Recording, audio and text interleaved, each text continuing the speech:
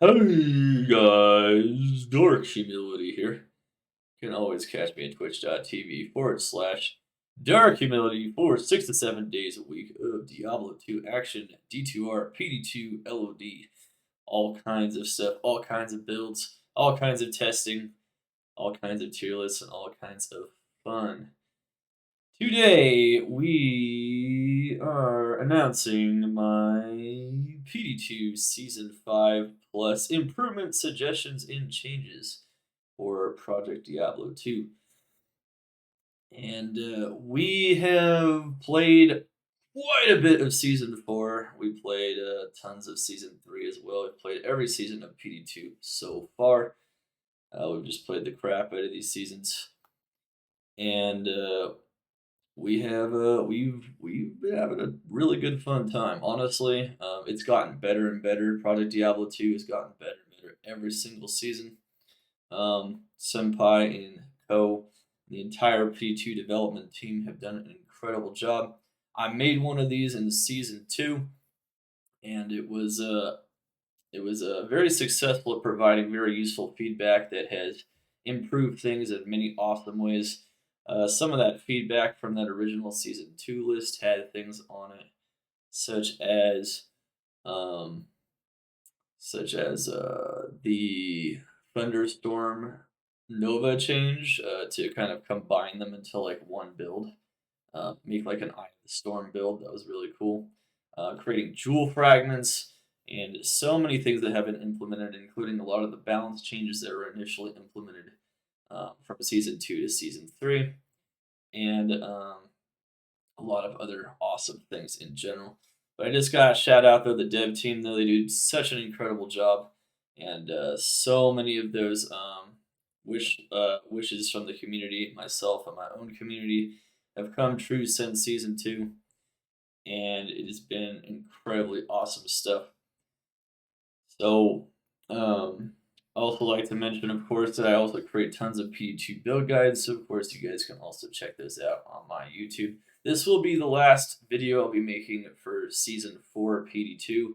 We're going to be transitioning to D2R after this fairly shortly. However, I just wanted to try to provide, I try to compile a lot of solid feedback from the PD2 Discord, the PD2 Reddit, myself, things I've been hearing throughout the season from the community, and to try to get it all in one place, maybe for the dev team to look at it and for the community maybe to get behind it.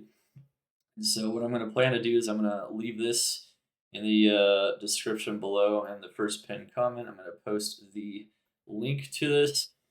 This thing is a 17-page Leviathan.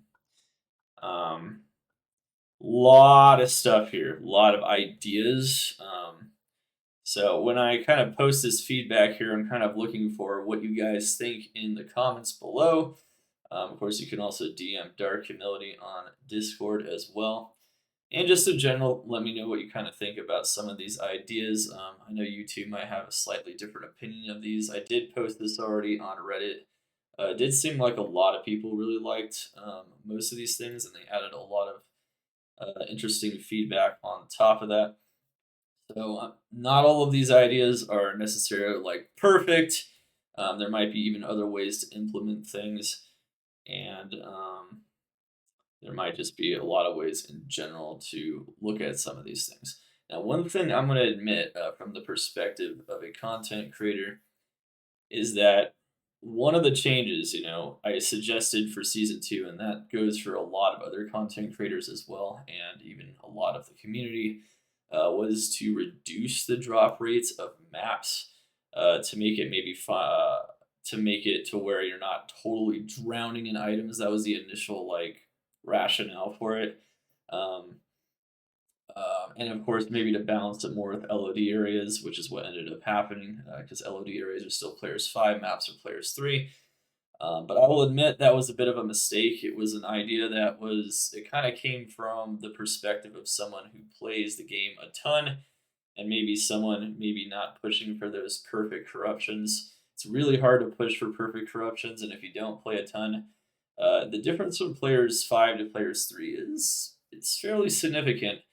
It can result in approximately like about a third reduction in drops from players 5 to players 3 for sure. It's relatively significant, maybe even more than a third. So the math checks out. So it was pretty painful for a lot of people, especially people that don't have as much time and people who really like just to corrupt as many items as possible. And it got a lot of negative feedback from the community. So I have officially reversed my position on that. Yeah, but what I'd like to do here before I kind of what I'm gonna do is I'm gonna go over like the really big highlights of what I think could change for season 5. I'm not gonna go over everything. You guys can check out everything yourself. I'm not even gonna go over like specific character changes too much. Kind of gonna go over like some broad strokes and some things that I think would be incredible for the future of PD2. It gets better every time. It's my favorite mod. I don't even like mods too much in general. I'm a vanilla player at heart, so to see such an awesome mod and such an awesome community behind it is just awesome stuff. I do mostly play hardcore, but I do so much testing and I do so many build guides and whatnot for softcore that I mean it's up to you whether or not you trust me or not. But I do feel like I'm also thinking of like the power balance for softcore and hardcore at the same time. But of course, it's not just my ideas. It's just a lot of ideas from all kinds of people. We'll go into like the big ticket things. There's like categories for everything. There's like builds. There's like quests, rune words, everything. Quality of life, PvP suggestions, and then other suggestions that are like probably the really big pain points um, of the mod in general. So I'd like to start kind of going over what I think the mod is doing really well right now. The mod's doing really well right now is the quality of life just keeps getting better. Obviously, there's like some other things that even D2R has now, like a shared stash that aren't currently in there, which is one of my points for season 5. But overall, the quality of life is incredible stuff. The amount of endgame content is really, really insane. The amount of viable builds, almost every skill or build that could be viable is viable in some way, shape, or form for some kind of task in the game, if not multiple tasks in the game, which is pretty insane. And there's not even a lot of insanely overpowered cases of builds that really just go too far anymore. Like in season 2, like Trapsons were just so busted, hardly anyone played anything else. That has changed radically since then. So that's a really big thing. Um, Another really big thing, of course, is that like there's just I don't know, there's just so many options. The corruption seem really balanced. Everything seems really balanced, and the team's done such a great work doing that. Also, trying to figure out how to integrate cool maps and new ideas. Things like the map events have been really fun in season 4. Um, Rathma is a really awesome fight. I don't even have anything bad to say about like the Rathma Declan fights at this point. I think they're really solid and they're very awesome challenges for people really looking for a challenge. And not the fights themselves, anyway. Of course, I do have some suggestions revolving around how to access the fights, but that's a different thing.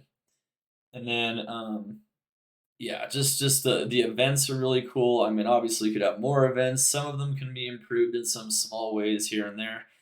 Um, but yeah, overall, it's really cool stuff. The pain points for this mod are some of them are very hard to address. Some of them might not even be possible to address. Most of people's like really big feedbacks about the problems revolving around this mod are things like there's no non-ladder, and that kind of demotivates people to push past the first month because there's simply no non-ladder. There's no non-ladder. It means that people are like, well, my character's going to get deleted anyway in 3 months. So how much time do I really want to invest into this? That's just an artifact of the structure of the system they have set up just to run the mod. So I don't know if that could ever be fixed, but that definitely is a major thing. And of course, um, the lack of drop rates and maps definitely have hurt maps to the point, of course, course, to where maybe LOD areas are like the only thing people want to run for gear anymore because maps don't feel worth it as difficult as they are. And then, of course, things like the trade site feeling like a chore or trading feeling like a chore, especially compared to maybe some other mods in the past, present, and future, is also a problem as well. So, all these things combined mean that there's definitely a lot that can go forward. I mean, obviously, there's a lot of positive things that can just be improved, but we'll try to get into. I'll go into what I feel like are some of the really big things, and then you can just read this. I'll just post it below, and maybe you can get some more hype around season 5 and to maybe generate even more awesome ideas or maybe even some alternative solutions. Still looking for some of those for sure. Like I said, I've already gathered a lot for what I'm launching here on YouTube today, but that's basically it. I mean, there's a lot of things, and of course, we talked about like a shared stash can be added. There's things that are even on D2R now that could be added that could remove the possibility of losing items and transfers and all kinds of stuff that are definitely possible. But let's so I'm just going to kind of do like a little bit of an overview, and once again I'll talk about what I think the major points are. So I'm not really going to go over this too much, but I do have a tier list linked in the document. This is my tier list for season 4, and then I have kind of have a guideline here as to how I determine that certain builds are like what I'd consider to be fun and balanced.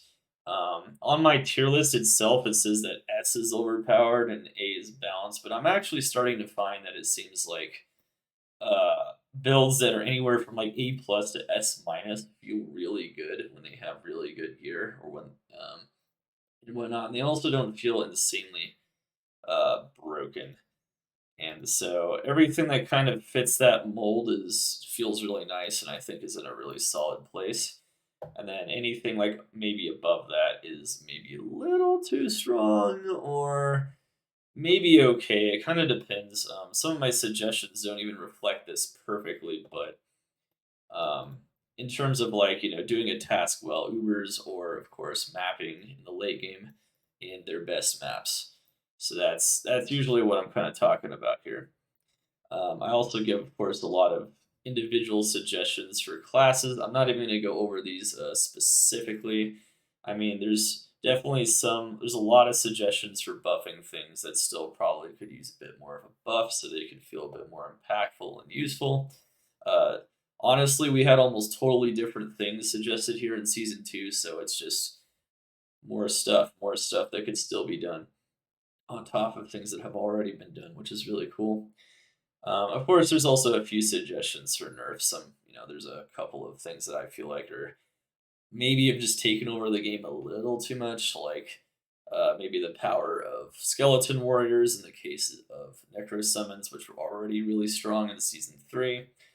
Um, and some other examples as well, like the throw barbarian is still a crazy build that literally can kill anything. I mean, it kills Rathma even. It's still crazy. It's been crazy since season 1. So there's some things that haven't changed too much yet, but yeah, I mean there's definitely some examples there. The next section, of course, after I go into the individual character changes, where I talk about Baal and LOD areas. This is where I like to take the opportunity to talk about like the first major thing, besides just kind of going over like the builds, which we just did, kind of just talking about how I structured it. Um, is that I feel like Baal has always been in kind of an awkward position in this mod. So many things are viable in this mod, but one of the things that kind of feels like out of place is Baal in the regular game, particularly Hell Baal and whatnot. It's like, where does Baal really fit into?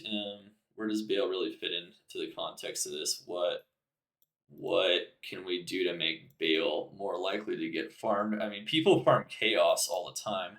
Chaos is already in a solid area. Of course, we have other suggestions here that are revolved around making maybe a couple more areas viable. D2R is actually following in the PD2's footsteps in a lot of ways. PD2's already made like most of the areas viable, so these final suggestions are just for some more balanced things. But overall, when it comes to Baal, it's just such a dangerous and awkward area, especially without like crazy battle orders. So I really think it needs even more help than just like reducing the time on the Baal wave creation. And so I would suggest that that maybe you'd make the world stone drop rate even higher. I've heard from a lot of people that just farming Baal is pretty cumbersome as well. Maybe increase the experience gained from Bailways by increasing their monster level, and maybe even increasing the drop chance of Baal essences, so it feels like you might actually be getting something from farming Baal. And probably the really big one that I think could really help this area a lot is to make the chance of dropping one of the declone materials or the Wrathman materials, Primeval Soul, um, twice that of Diablo. Twice that. Whatever the drop rate will ever happen to be or is currently, it probably should be higher than Diablo's drop rate. Um, because Diablo is just so much easier to get to, and it just takes so much less time. It makes sense that you would favor Baal a bit there, and if you do all that, people might actually start farming Baal quite a bit more, because then there might actually be, like if you actually make it more efficient to farm primeval souls from Baal, not a lot more efficient, but just at least a bit more efficient, that might do quite a bit. Currently, it's a lot less efficient, but that'd be pretty nice. Of course, there's other things you could potentially do there, but that's pretty much it for that point. Another really major point I think that would really help out, just like more making more dynamic farms and opening up more things in season 5, is not having a one-shot monster in a dungeon. This isn't just a problem for hardcore, but it definitely is a little bit of a problem for hardcore as well. Definitely a pretty big problem for hardcore. Like in hardcore, if you make a melee build, you die. I mean, I ran enough dungeons this season. This is the first season where I really went hard on dungeons. Season 2 wasn't worth it. Season 3 I did Soul Found. Season 4 I did quite a few dungeons, both types of dungeons, and with the community and whatnot. And I don't know. Every time there was a melee character, it basically died, and we just had to loot his gear and yeah, and otherwise, people didn't bring melee characters in there because it just felt like they didn't belong in a dungeon. It seems kind of counter to PD2's philosophy to make everything viable in most areas and to try to open up as many builds as possible to literally shut out almost any build that attacks in close quarters in a very viable meta area for gaining experience. And also, it kind of seems kind of counter to, I guess, the philosophy of Diablo 2 in general, which is that gear should matter. Now, the counter argument is that they don't always one shot, but they one shot enough to where if you go in melee range, you will die eventually. You'll die pretty soon. If you go in melee range constantly, you will die within a dungeon. It's just how it is. You could just like sit there and not do damage most of the time, but that's also absurdly boring. I think I love dungeons for the most part. I love how they require group play to clear effectively. I love how the monsters have a lot more HP. They're a lot stronger. They do a ton more damage, and they have like multiple immunities. All that stuff I think is really cool. Of course, you can expand it with like different kinds of monsters. Maybe you can maybe even make monsters that are historically weak really strong in a dungeon. You can just make them do a lot of damage. You can definitely create some even more interesting scenarios. But I think the overall philosophy of making things one shot or near one shot or do absurd amounts of damage, that includes the bosses, by the way, particularly synthetic. I think if we want to make dungeons even better and feel a bit better and more likely that more people do them, especially in hardcore where people mostly just avoid them. Um, I think maybe there should be more of a focus on making them a bit more challenging in other ways that don't revolve around them doing just absurd amounts of damage that makes it to where you could have a full build and just die in one shot. That's and then what I mean by a full build is a very solid build. So yeah, I think it's okay if these types of things do a lot of damage. Of course, maybe definitely to give that scare effect for sure. But I think maybe there's maybe too much focus on one shotting. So yeah, there's another pretty big point in my suggestion document here. Of course, once again, you can read um, everything as well. Another pretty big point that I think people like is when like they feel like maybe when they build a character, there's at least one map in each tier, or there's at least one map, or there's multiple, maybe more than one map just in general that they feel like they can clear, and it's not going to be an absurd chore to do. Um, I think they've done so much better job with that in season four. They actually did a pretty recent change where they made it to where they reduced a lot of immunities and made them just high resistances, trying to open up some more options for cold builds, for instance, because there's like cold immunities in almost every map except for and I mean like multiple in most cases, to where you're very likely to come across a very difficult to deal with cold immunity unless you do like ancestral trial or blood moon, um, and maybe like ruins to some extent, but they still have hierophants and whatnot. So um, there's definitely certain elements that have suffered more from this, like physical and magic have almost had they've had their whole choice of maps. I mean, they can almost do any map in the game, and it feels pretty good. Almost any map. There's definitely like a couple they can't do very well. Like River of Blood is going to be pretty challenging for a magic damage character for sure, and Ancestral Trial for physical damage is definitely a little challenging, but even that isn't not doable. I mean, physical damage could break any immunity as well. So it's always felt like there might be a few elements like poison and cold. I would say particularly where it feels like it's kind of tough, and fire also to some extent. But yeah, I think in general they've done a lot better with this though. And if every tier at least had one map where um, every character felt like, yeah, that'd be their ideal map. They could still do other maps, of course, and of course with Infinity, other maps naturally open up. Um, but with things that are like when it's really easy to break immunities with lightning or magic, or there's almost no immunities in the case of having a magic damage character. It definitely feels like they have a bit more of an advantage when it comes to mapping, and perhaps having a bit more options for the other builds would be awesome. I don't think there's a problem with immunities itself in maps. I'd like to clarify. I think immunities create reasons to create challenge within the maps, and they also make it to where different builds have different maps that they're strong at, which encourages you to maybe play different builds if you want a change in scenery, which I don't think is too much of a problem. It's just that like certain elements feel almost like pigeonholed into a couple of maps, if you want it to feel good.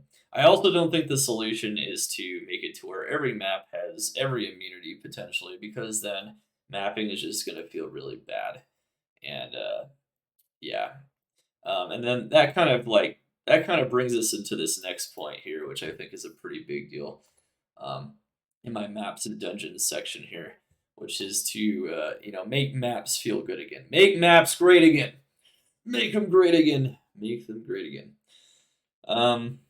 Which is to return them to P5 loot. Originally, I was thinking maybe P4 to P5 loot.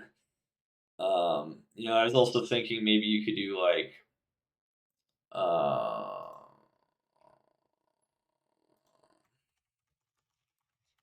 yeah. Well, I think if you return maps to P5, though, I think it would help to make LOD areas feel even better to some extent. But the difference between P7 and P5 is a lot smaller than the difference from P3 to P5. So I think people definitely seem to feel like it felt a lot better. And by the way, myself included, I was still finding a lot of items and maps, but the difference did feel pretty large between like soloing maps in season 2 and season 3. In order to get loot, most people still enjoy soloing the maps. It makes sense that people still enjoy soloing the maps. In groups, you're sharing the items too much. I mean, even with players 9 in like a full group, every monster dropping an item when you're group mapping and whatnot. Even though that's already the case, I mean, you're still sharing items, you're rolling for items. There's not as many items to get around. I don't think there's a way to fix that. I think that grouping is going to be mostly for experience, and that's just why people are going to group in general, is for the EXP or for the possibility of dungeons and dungeon rewards. That's kind of how I see their role. So I think it makes sense that you just kind of put solo farming back of the driver's seat when it comes to farming loot. And a lot of people, I think most people, especially the people who don't have a lot of time to play, solo farming is definitely what they enjoy to do in this mod. I think that's the vast majority of the player base. That's what it appears. Me talking to people, just me like looking at comments and whatnot. So I think that that's going to be very important stuff. And I do admit that I did push for that change originally, but I am retracting my support from it completely. And hopefully, hopefully we get a return to stronger maps in season 5 and in the future. I think that even though like players like me that play the crap out of the game might drown in loot, at least there's more opportunities to slam the loot, right? So there you go. I mean, at least we'll get more slams in for myself. I'll get into some more epic slam fests. Not a bad idea. It still might feel a little too easy to get loot from maps, but I mean, I guess that just makes starting maps more awesome. You also have to take into account that this is a mod where people might be trying to get away from farming LOD areas, which they feel like they can do already in D2R. And in D2R, it's P1 loot in Players 1, so I think we might also have to distinguish it enough from like the D2R experience. So that's gonna be an important thing, and I think a lot of people agree with me on that, though.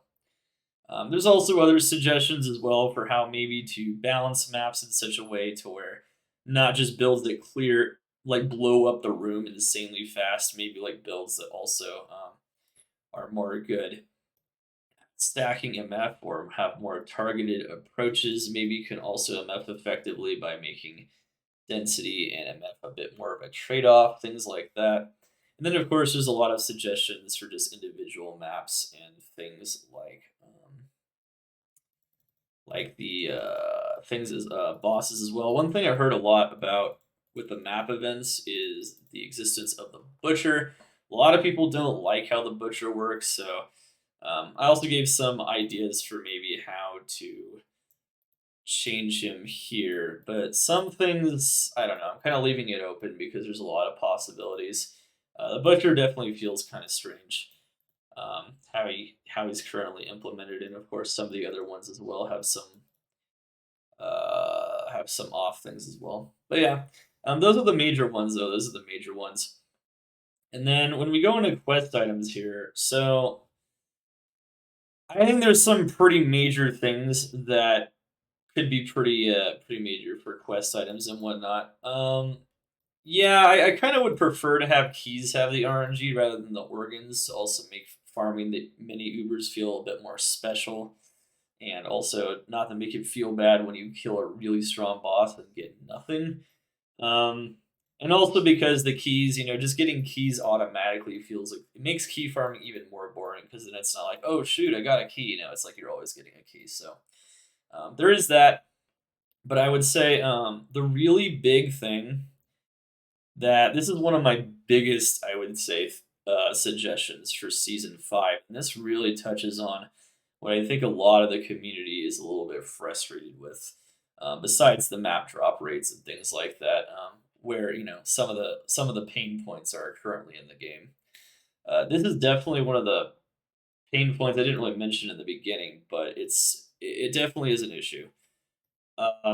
Basically, what happens right now with Rathma and Declone is the vast majority of the player base doesn't feel like they could kill it. Maybe they can't kill it. it's like, maybe something that they feel like they can't do because the materials are too expensive or they're too rare and they don't have the time to farm them. And overall, this really cool endgame content feels inaccessible for almost everyone in the player base, but it also feels like it's maybe tailored towards a very small percent of the overall player base. Content creators like myself, we can have fun doing stuff like that, and it'll be fun whether we win or lose, or whether or not we farm it constantly, whatever. um, People that have a lot of time to farm up the materials initially, and then to just keep farming the bosses and to create an infinite amount of wealth, essentially in a circular fashion where you just keep farming the boss and then regurgitating the wealth and getting more wealth on top of it just by farming the boss over and over. And the vast majority of the people can't access this, and for the vast majority of people, they can't get this stuff.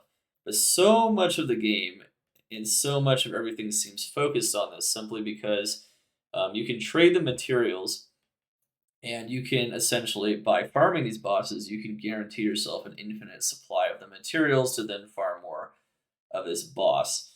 So it's basically the rich keep getting richer and the poor don't get richer at all. If anything, they get poorer because if they attempt to afford these materials and they haven't ever gotten the materials in the first place, or maybe they're not like the very best at killing them, uh, it doesn't seem like they're able to get as far as anyone that farms these bosses.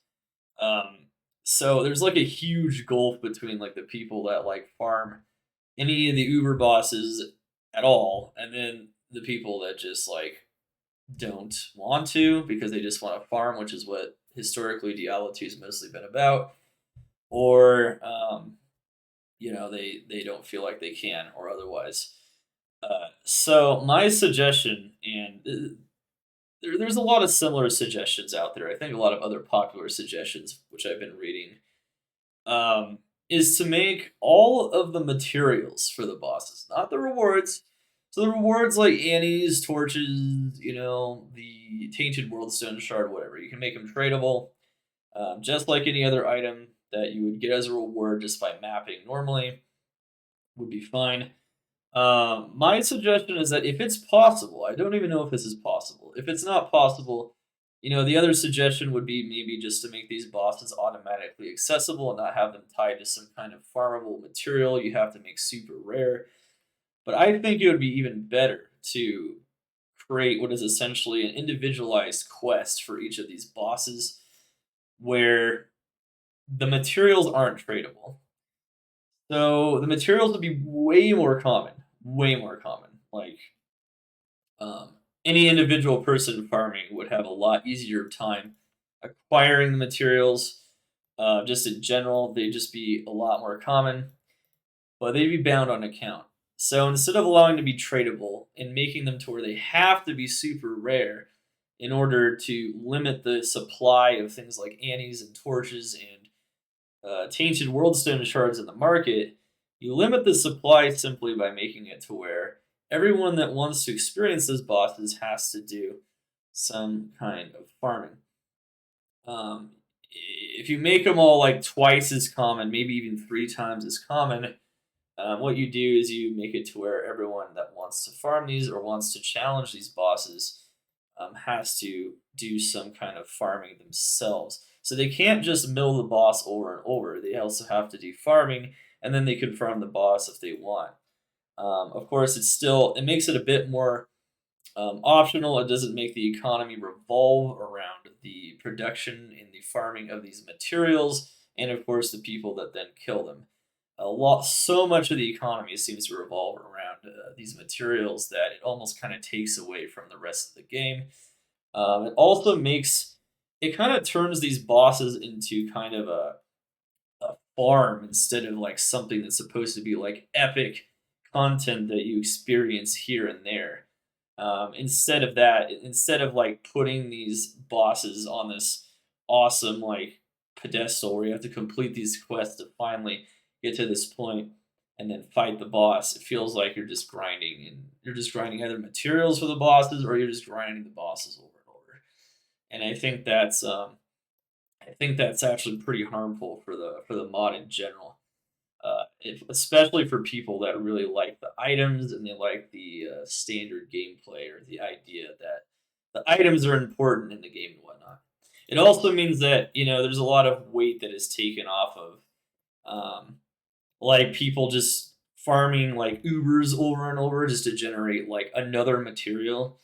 Um, you can just make it to where black soul stones are a lot more common again, and then people can just farm Ubers and they can do that and they have a pretty good chance of getting the black soul stones. So, and if not, maybe they'll try it again, and then they can just get the materials to fight Declone if they want.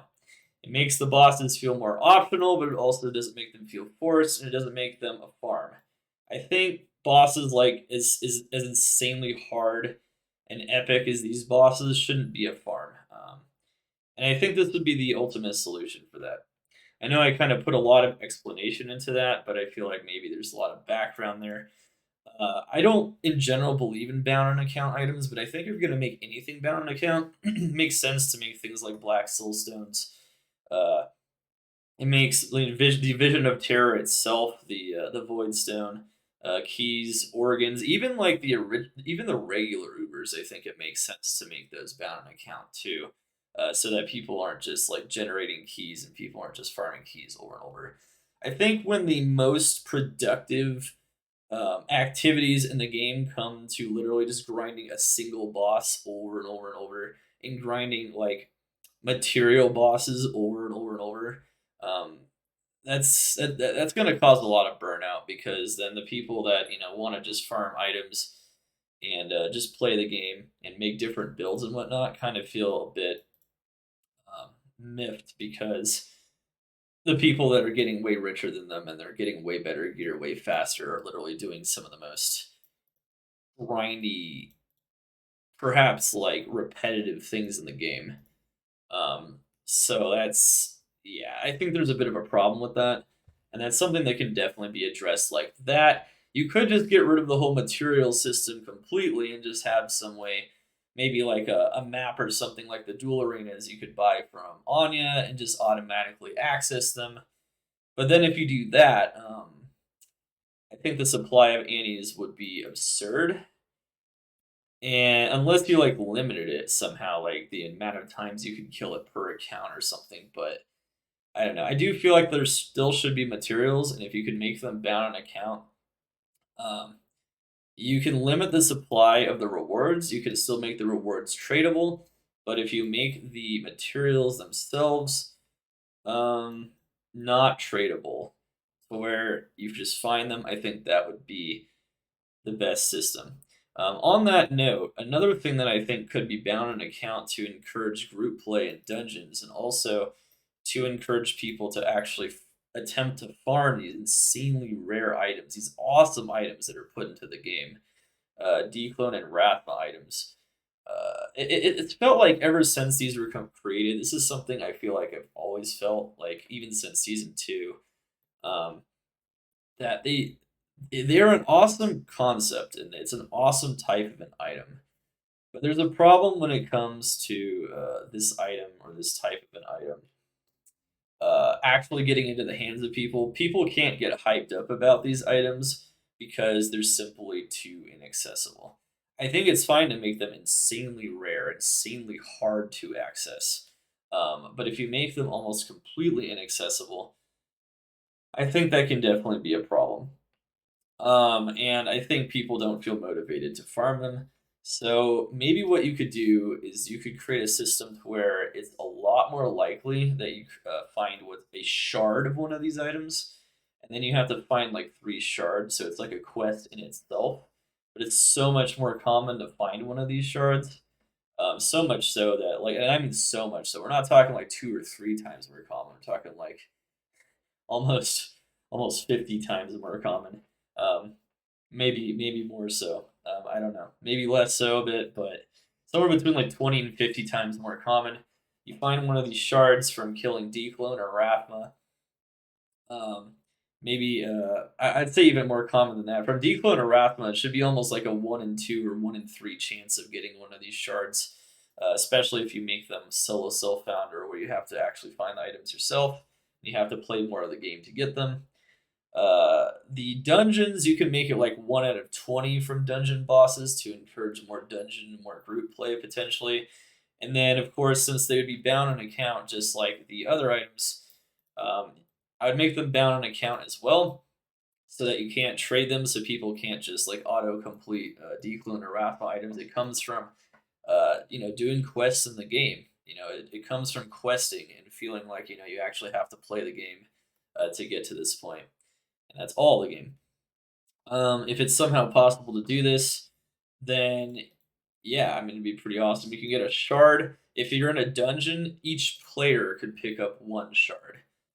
So that it would drop for each player in a dungeon. And same thing for Declan and Rafa, it would drop per the number of players that are in the fight.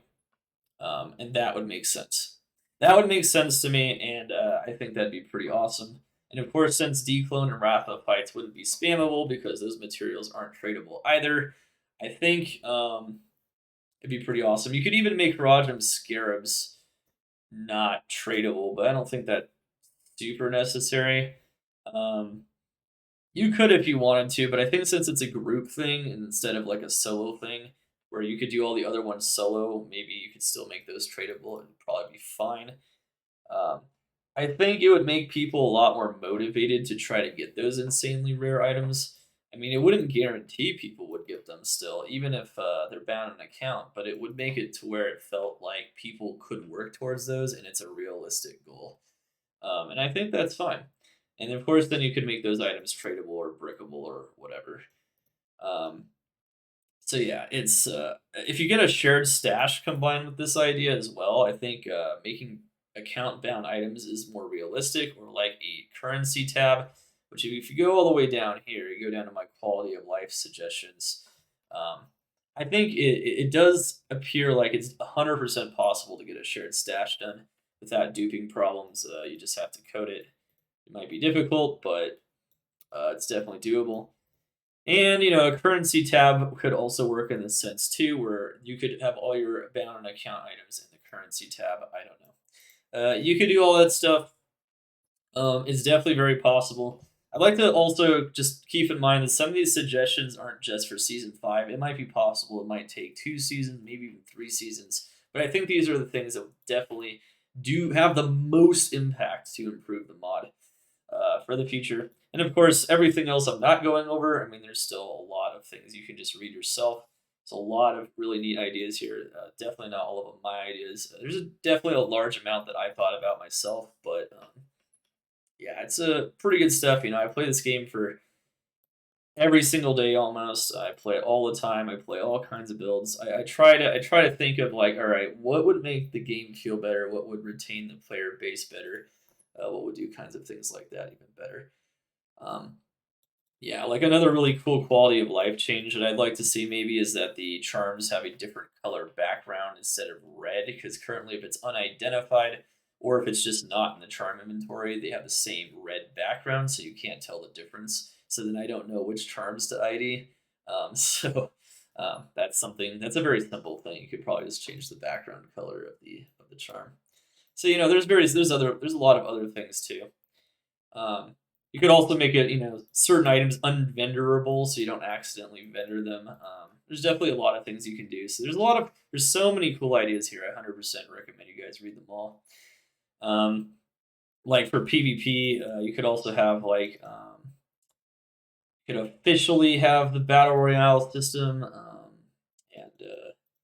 there's also interesting ideas as well. Some ideas that were pretty common threads in terms of maybe a problem with PvP and whatnot, and some other stuff. Of course, a really big thing. I'm not going to go into bugs too much. I mean, they probably have way more bugs in mind as well than just these. This is just like a short list of like bugs that I found pretty prominent. But would be the site and the trade site. So this is a big thing, and I know that they've been struggling getting people to even work on this. So this is just kind of rehashing what the community already thinks is a pretty major issue, which is something I mentioned in the beginning. I'd say the two biggest things that plague this mod is like no non-ladder, and the trade site isn't great. So um, And of course, everyone understands this, and one of them might be impossible, but the other one might be very doable. And I actually know of someone who's working on stuff. Hopefully, they continue to work on stuff for this, and the trade site becomes even more insane. We're talking about direct API. We're talking about just increasing the site functionality in general, connections to content creators, just all kinds of things that can help increase the vibrancy of the community and whatnot. And of course, you're just making everything more accessible, just more features in general.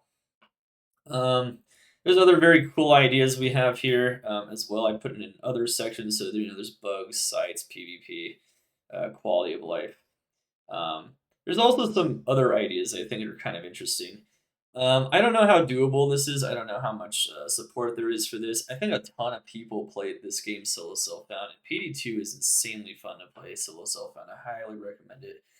But one thing that could encourage that, or encourage people to maintain motivation playing solo self-found, and maybe even get less people off of single player and more people into the actual ladder itself, would be to create a separate ladder for solo self-found. Um, I don't know how that'd be possible, but I think there's a ton of the player base that really likes this because of how I'd say most people like to play the mod or like to play the game. So it might not be a bad idea. I know there's always the criticism that it could split the community uh, more, but the community is already split between single player and not single player anyway. There's so many people who like to play single player, so I don't think it would actually do that much harm, especially when so many people like to play it that way. And of course, there's still a ton of people that don't like to play it that way. They love trading and whatnot. So I don't know how that'd be implemented, but that's just an idea for something that I think a lot of people would really enjoy. And then, of course, there's other really big ideas. Trying to, of course, increase the motivations for getting to the top of the ladder, make them always appear in order. Just a generic, like some kind of special mid ladder event kind of thing. It's been there since season 2.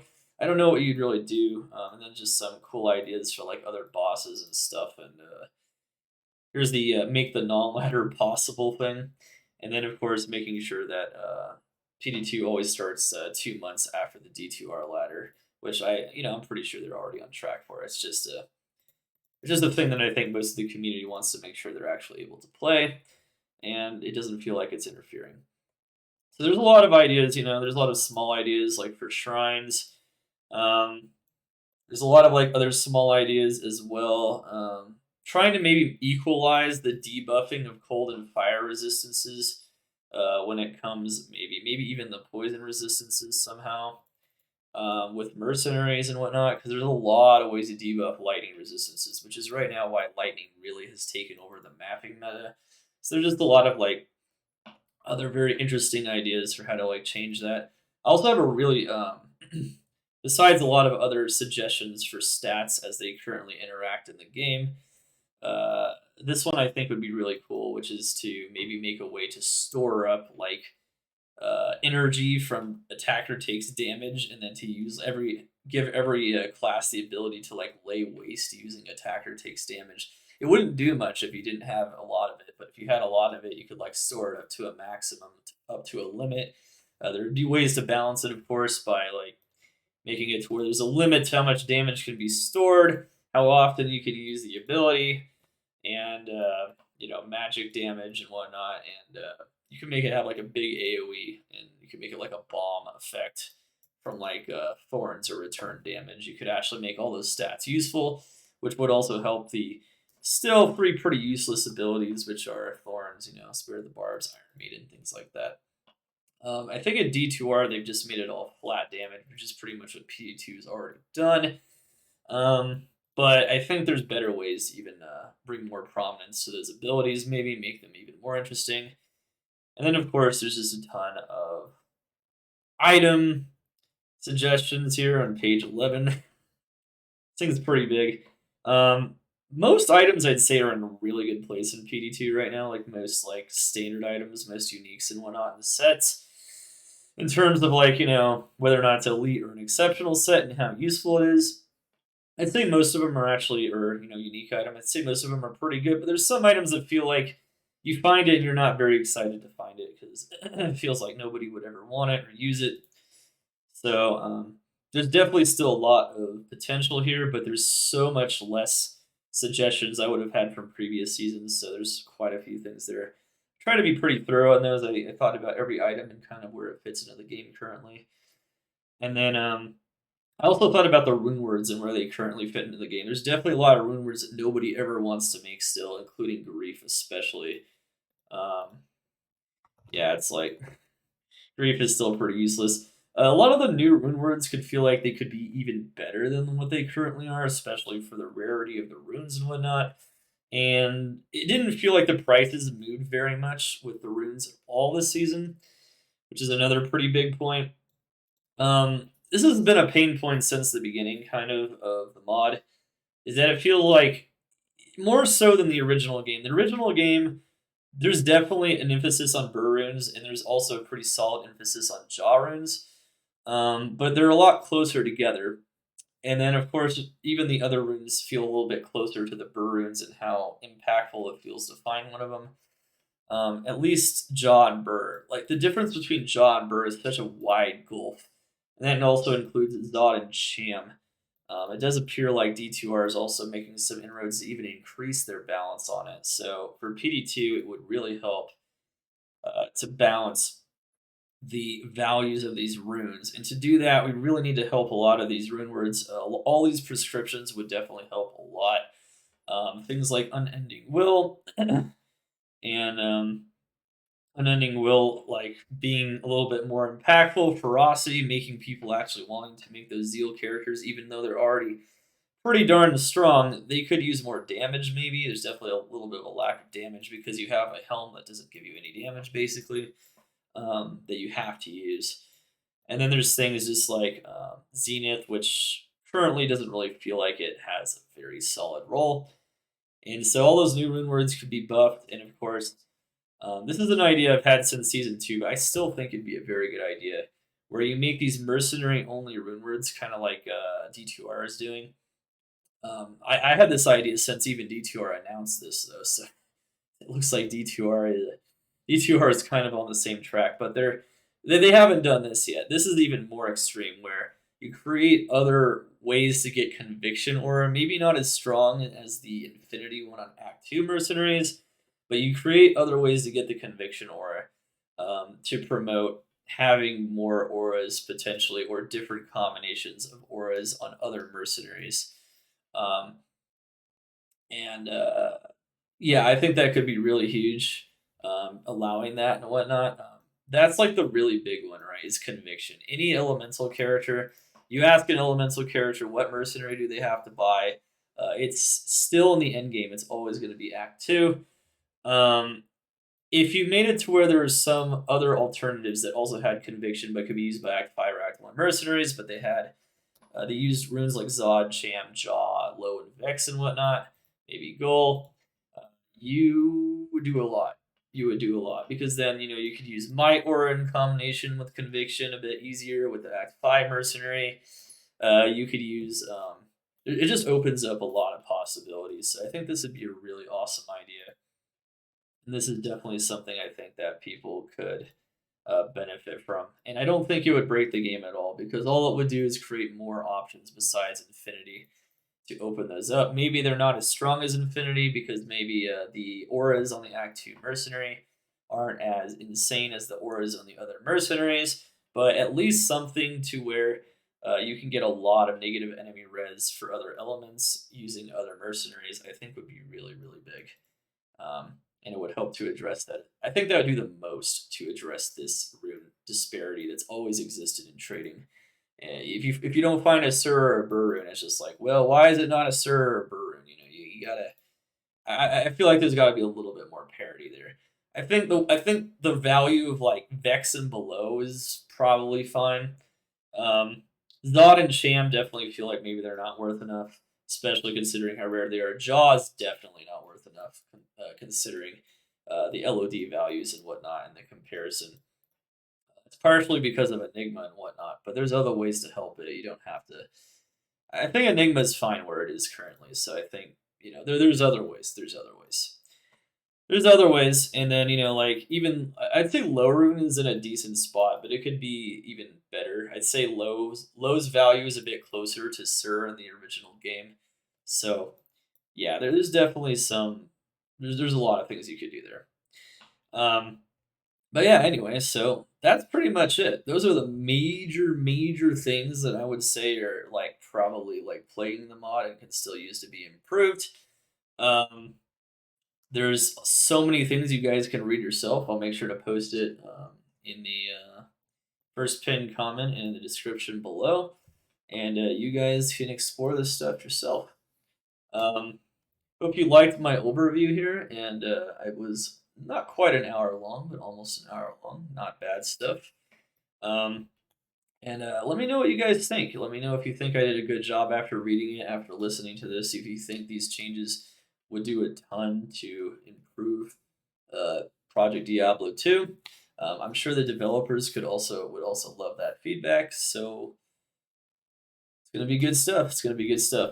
They always want feedback. Senpai makes feedback streams all the time, so it's not like I'm doing this and they don't like feedback. No, I mean there's a reason why I do this every. I've done this in season 2. I didn't do it in season 3, but I did this in season 4 because I felt like there's a lot of big things the community is looking for. Maybe um, it's because it really helps them. It kind of guides them into what are people really looking for? What would make people play longer? What would make more people maybe come back? What would make more people stick around and try the mod? Um, Another, of course, big problem would be graphics, though. I mean, obviously, it's not D2R graphics. I didn't even put that here, though, because it's not feasible in any way. There's no way it's feasible under any circumstances um, at the moment. But obviously, that would also be huge, too, right? Because I think, especially a lot of the people coming back to Diablo 2, um, they're used to newer games and they're used to the shiny graphics. I'm more of a gameplay person myself, but they're used to the shiny graphics. But yeah, anyway, you can also check out. Remember, you can check out any of my PD2 guides, including ones that made it fresh this season on my YouTube here. Um, I always play Diablo 2. You can always check it out. We're going to be going into D2R content pretty soon, but we're always back though. I always do testing. I always do tier lists. I'm always involved in the PD2 community. I really love this mod once again, and I really love all the work that is done on it. And these are just awesome ideas to maybe just get it out there, what could be done, and what would really make a pretty big impact. Just let me know, of course, if you have any other ideas. Um, yeah, you can always catch me at twitch.tv/dark humility. And I think that's about it for now. Check it out. Check it out below. I'll post the link and see you guys later. Dark humility over now. See you guys next time. Get it. Let's continue to make Diablo 2 the best game ever. And to trust me, I'll be there for feedback for D2R too. I love Diablo 2 and it's so hyped that Diablo 2 is getting better after so many years of just staying the same. And people are just they're finding ways to improve it in the mod community, the official community, D2R. Let's go.